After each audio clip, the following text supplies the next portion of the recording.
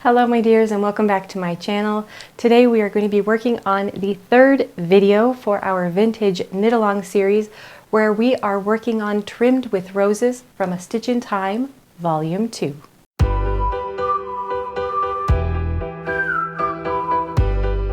Alright my dears, we are back today working on our beautiful sweater from A Stitch in Time Volume 2 written by Susan Crawford. The sweater is starting to come along nicely. I have the two fronts for my cardigan here and I am working on them steadily here at home. I have finished the rib knitting along the bottom portion and I have begun working on the stitch with our increases for our body shaping. So we're going to be transitioning and going over how I did that for you all today.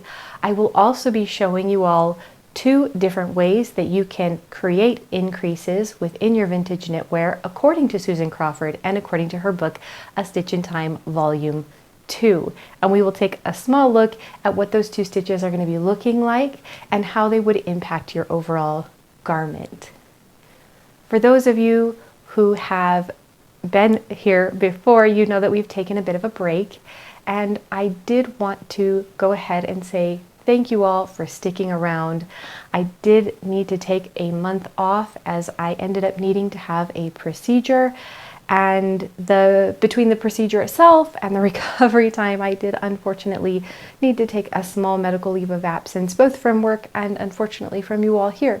But I am back and I am really excited to get back on track with our beautiful knit project and get back to the sewing room and making wonderful, beautiful things with you all. So thank you so much for your patience and for your understanding.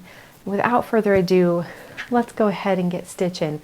Let's start looking at how we're going to be transitioning from our rib knit to our stitch. All right, my dears, I have the two front sides of my cardigan here.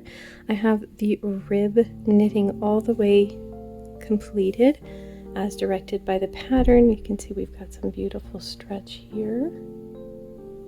And now it's time to transition from our rib knit to our knit stitch.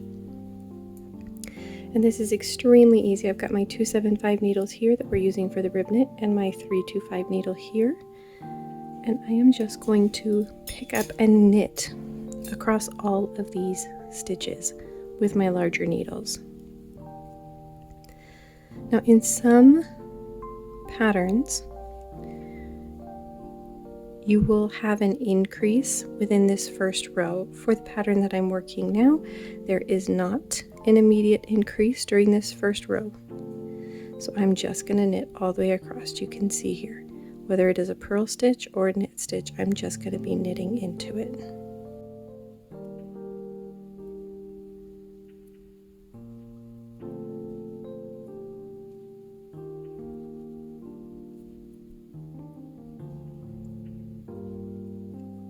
And I am making sure that I'm not twisting the stitches.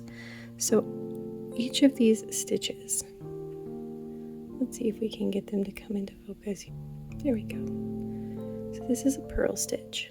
I don't want to go into the front loop here. I want to go behind so that I'm opening the stitch up. And then with the knit stitches, we're going to be coming in through the front so that we open the stitch up.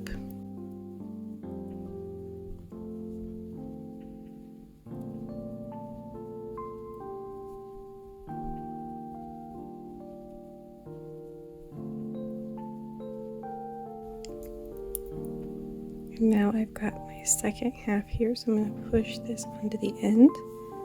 I've dropped the yarn from my first side of my sweater here, my cardigan. I've got my new yarn here, and again with my 325 needles, so now I'll have the two back on the needles together again. Let's go ahead and try this one continental.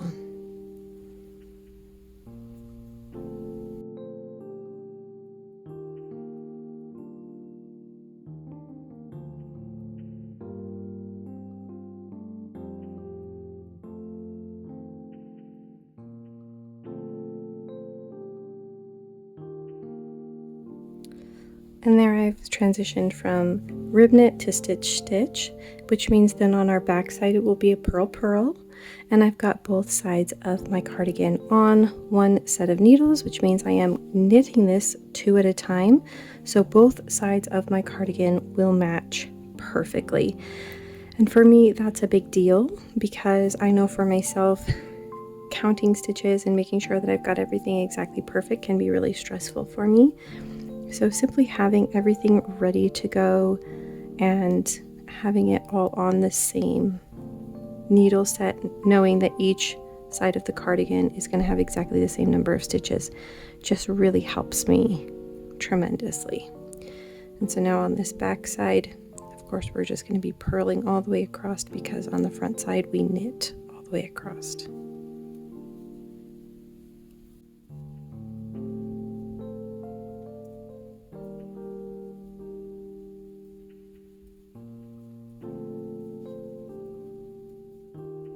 All right, my dears, that was our transition from our rib to our knit knit. A very easy and very smooth transition, just eliminating those purl stitches, which is going to really make knitting each row a little bit smoother because you're going to be able to get into a really nice rhythm, which is where we have gotten to and where we need to start moving for this particular pattern to start moving into our increases. Now, for the increases for this particular sweater, we are going to be working them on the edge. And here on my sweater, you can see I've begun the increases and I've started to mark them with my knitting markers. These come in most knitting kits. You can also order them on Amazon. You can get them at most of your local yarn shops, which I actually really like to do. I like supporting those smaller local businesses. I have a small yarn shop in the Old Town Main Street area where I live, and the women who own that shop and who work at that shop are so lovely and wonderful. They're incredibly knowledgeable. They're always excited to help you find just the right yarn and just the right notions for every project that you've got. So if you find over time while you're knitting along with us here that you have a question about notions or you don't have something in your bag already that you'd like, I do recommend checking out some of those local yarn shops and seeing what they might have for you. Now that we have that knit, let's go ahead and take a closer look at these increase stitches on the side of our sweater here, which are going to be creating the shaping for our body of our sweater. All right, my dears, now that we've transitioned from our rib knit to our knit, it's time to start doing our increases for the shaping throughout our cardigan. Now, if you are doing Trimmed with Roses here with us, or if you've picked another one of the patterns from A Stitch in Time Volume 2, you may see the direction to make one stitch at the end of the row or increase one stitch at the end of the row. In the beginning of the book, she talks about the 2 different ways that you're going to be doing increases for the sweater. In this particular sweater, it says increase, and so she mentions that that is to knit into the front and the back of the stitch at the end of the row in order to create that increase. You can see here I've worked 5 of the increases already, and I like to mark where my increases are so that as I'm going making the increases, I can make sure that they're all even and on the correct rows. I also really like marking the rows like this because it helps me track my progress. Sometimes when I'm tackling a larger project like this, it can seem daunting. It can seem like, goodness, am I ever going to get this done? Am I doing a good job? And to be able to see progress like this, where I can kind of do visual check marks, it can help me stay motivated and focused and let me know I really am making progress and I'm doing a good job. So this is a wonderful way to make sure all of your increases are evenly spaced the way they're supposed to be and to give yourself a little bit of kudos. But let's go ahead and look at what this increase is going to look at for this pattern. For Susan Crawford's book, A Stitch in Time Volume 2, she specifically talks about 2 different increases, so we will work those 2 increases here. The first one is the one we're going to be doing in the pattern Trimmed with Roses, and that is to increase by 1, which is also sometimes abbreviated as KFB or knit front back. The other is make 1, and that's where you find the bars between the rows. You pull up that bar and create a stitch through it in order to increase.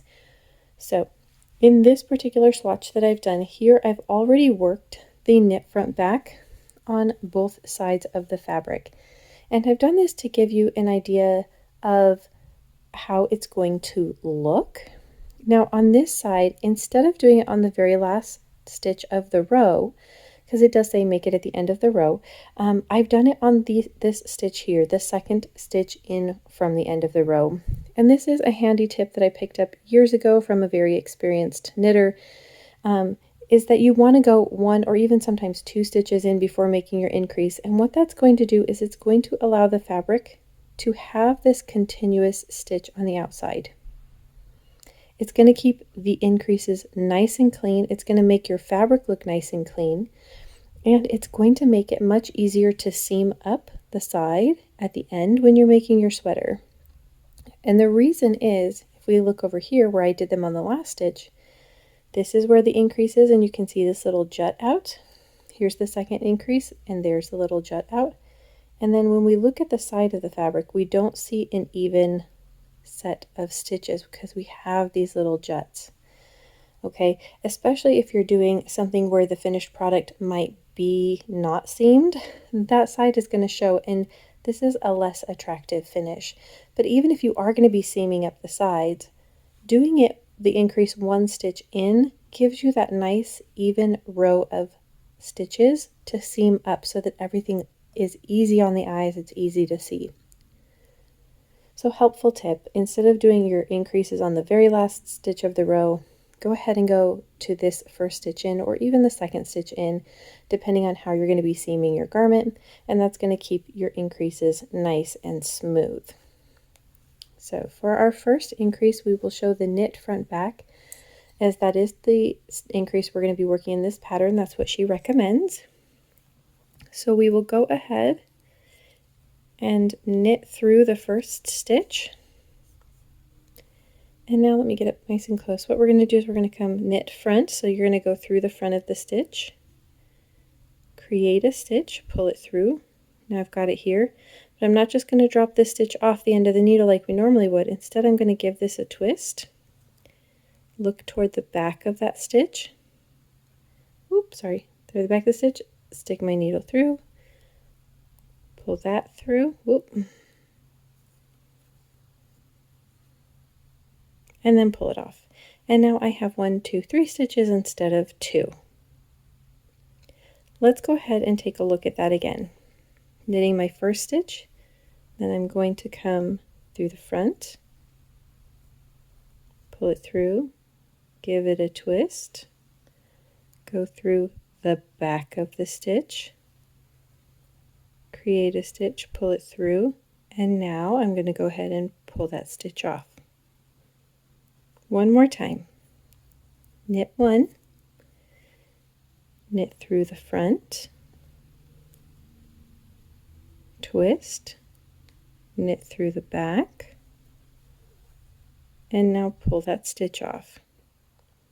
That is the knit front back, and that increases your stitches by 1. Now the other stitch that we can do is the make 1 stitch. That's the other one that she talks about in this book. So if we were to knit 1, now what we're going to do is gently tug apart the fabric, and we can see the bars between. Now, instead of creating an extra stitch in our loop here, we're going to use this bar. So we're going to pull this bar up and use it as a stitch. Stitch through it, drop that bar back down below, and now I've increased my stitch there. Let's look at it again. I've knit 1. I'm going to identify those bars, come through, knit through the bar, drop the bar back down. One more time. Knit 1 stitch, find the bars, down 1 bar, knit through the bar, drop the bar back down. I've created one. Let's go ahead and finish knitting through the row and purl back so we can take a look at how those stitches that have been increased are going to look in the final product.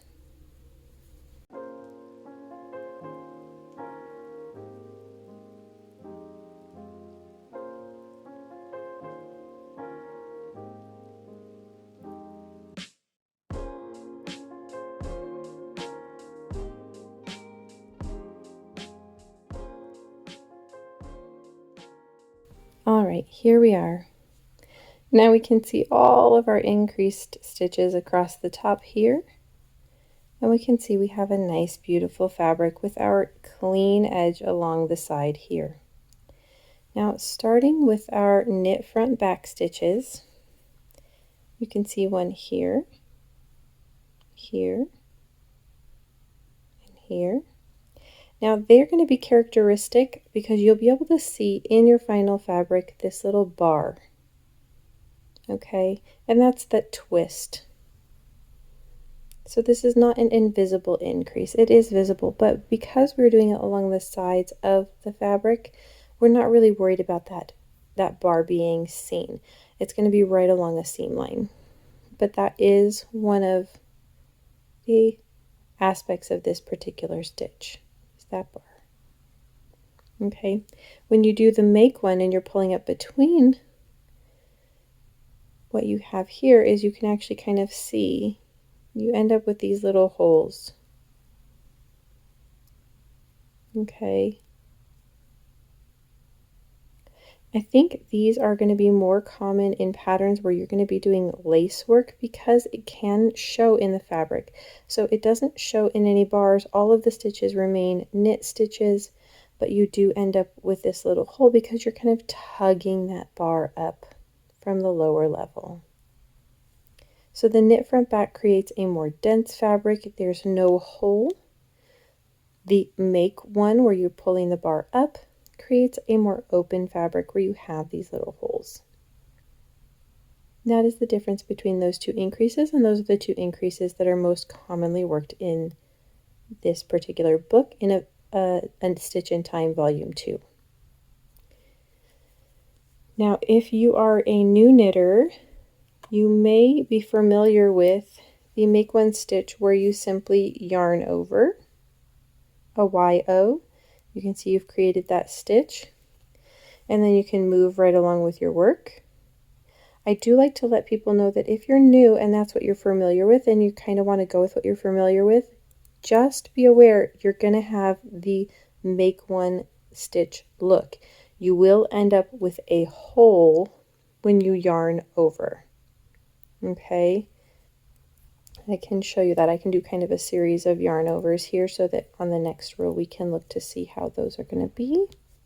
All right, and here we are with our increases using the yarn over technique. And if we kind of gently give our fabric, open our fabric up, you can see you have these holes here in the fabric. So that's going to be a little bit similar. Now the make one is going to be a smaller hole. The yarn over is going to be quite a bit larger hole. And then of course the knit front back is going to be that dense fabric. And there we have it. We've got two really great options for increasing our stitches along the edge of our beautiful sweaters. And we've looked at the difference of creating that increase on the very edge, as well as creating it 1 or 2 stitches in from the edge to create a smoother line, which makes a very nice clean line for when we're going to be seaming up the sweater later. Thank you all for joining me here today. I can't wait to start on our next video where we will be moving into the shaping of the neckline for the front of the cardigan, and depending on how far we get, maybe even looking at a bit of color work. I hope you all have a wonderful Sunday, and I hope you are enjoying your knit projects at home. Thank you so much for joining me today, guys. Bye.